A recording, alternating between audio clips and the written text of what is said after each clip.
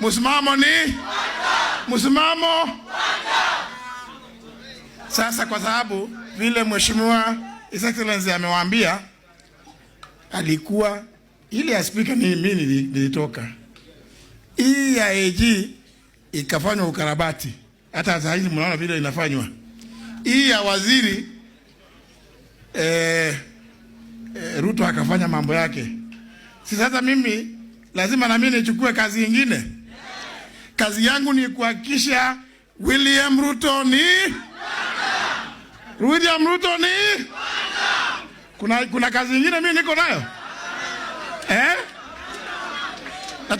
Nataka niwaulize Gen Z, William Ruto nilipoenda kwake kumwambia mtoto wangu ameshikwa, alipiga simu kwa Nurdin Haji, mtoto akaachiliwa. Nikamuuliza, kwa sababu ni wengi wameshikwa, familia zao hawajui wako wapi. Paka saa hii wanalia. Hawajui, hawana mtu wa kupigia simu.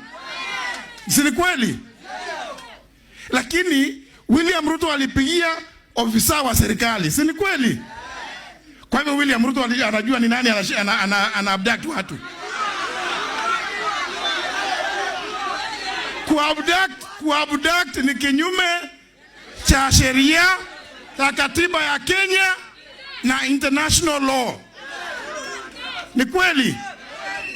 Sasa jana William Ruto atikwa prayer breakfast anasema kama tulikosea,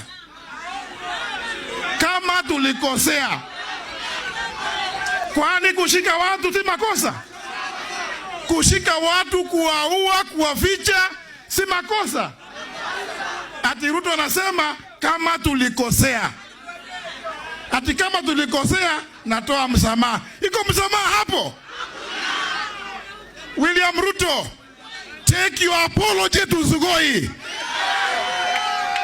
Ni kweli? William Ruto, take your purported apology to Sugoi because you are going to be one term. Harambee!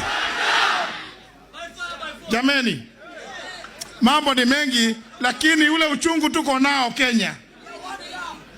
William Ruto anasema hawa watu wanapokusanya hakuna jambo ya kuongea.